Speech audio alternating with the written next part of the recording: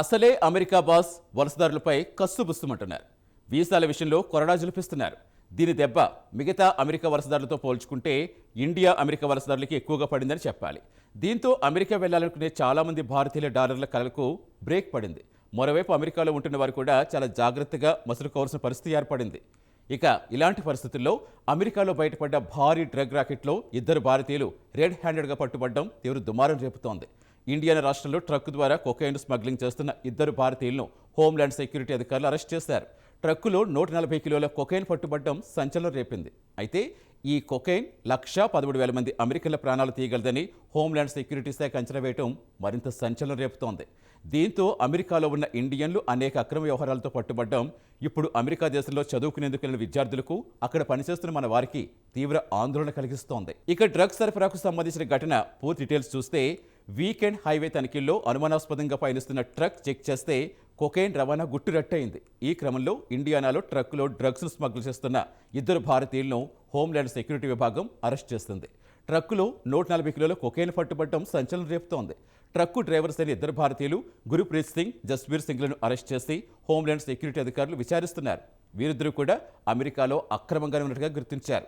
నిందితులు కాలిఫోర్నియా నుంచి వాణిజ్య డ్రైవింగ్ లైసెన్సులు పొందారని హోంల్యాండ్ సెక్యూరిటీ విభాగం వెల్లడించింది. అయితే నిందితుడు గురుప్రీత్ 2023లో యుఎస్లోకి అక్రమంగా ప్రవేశించినట్టు గుర్తించగా, అతడు కూడా తాను భారతీయుడినని అక్రమంగా యుఎస్లో ఉంటున్నట్టుగా అంగీకరించినట్టుగా సమాచారం. ఇక జస్బీర్ సింగ్ కూడా 2017లో అక్రమంగానే యుఎస్కు వచ్చినట్టుగా గుర్తించినట్టు హోంల్యాండ్ సెక్యూరిటీ విభాగం పేర్కొంది. వీరి దగ్గర నుంచి 63 కోట్లు విలువ చేస్తే 309 పౌండ్ల కొకైన్ అధికారులు స్వాధీనం చేసుకున్నారు.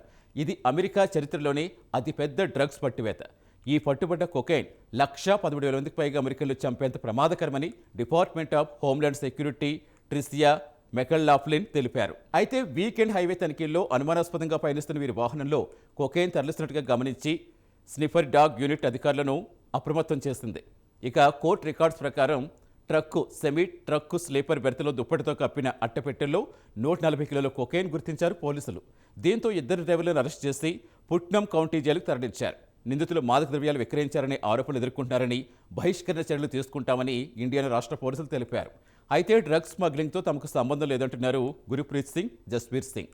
ట్రక్కు లోపల ఏముందో తమకు తెలియదని, తమ ట్రక్కింగ్ కంపెనీ ట్రక్కును రిచ్మండ్లో ఒక భారతీయ రెస్టారెంట్కు తీసుకెళ్లి లోడ్ కోసం వేచి ఉండమని ఆదేశించిందని చెప్పారు. మరి ఇందులో వాస్తవం ఎంతుందనేది ఇండియానా పోలీసుల దర్యాప్తులో తేల్చనున్నారు. ఇక ఈ ఇద్దరు నిందితుల్లో ఒకరిని జస్బీర్ సింగ్ పై గతంలో దొంగతనం కేసు కూడా నమోదైంది. వీరిద్దరిపైన ఐసీఈ డిపోర్టేషన్ హోల్డ్ విధించారు. మరోవైపు ఈ వ్యవహారంతో యుఎస్లో ఉన్న భారతీయులపై బిగ్ ఎఫెక్ట్ పడనుంది. దీంతో అమెరికాలో చదువుకునేందుకు వెళ్లిన విద్యార్థులు, ఉద్యోగాలు చేస్తున్న భారతీయులు తీవ్ర ఆందోళన వ్యక్తం చేస్తున్నారు. దొంగతనాల కేసుల్లో భారతీయులు పట్టుబడ్డం, హత్య కేసుల్లో భారతీయులు పట్టుబడ్డం, ఇక భారీ డ్రగ్స్ రవాణాలో భారతీయులు పట్టుబడ్డం వంటి చర్యలు అక్కడ ఉన్న మన వారికి కంటి మీద కునుకు లేకుండా చేస్తున్నాయి. ఇక భారతీయులంటేనే అనుమానాస్పదంగా చూస్తున్న యుఎస్ పోలీసులు, అధికారుల తీరుతో అక్కడ ఉన్నవారు తలలు బాదుకుంటున్నారు. తాజాగా జరుగుతున్న ఘటనలతో యుఎస్లో కఠినమైన ఆంక్షలు విధిస్తున్న ట్రంప్ ఏ చిన్న అవకాశం దొరికినా భారతీయులు డిపోర్ట్ చేసేందుకే సిద్ధమయ్యారు.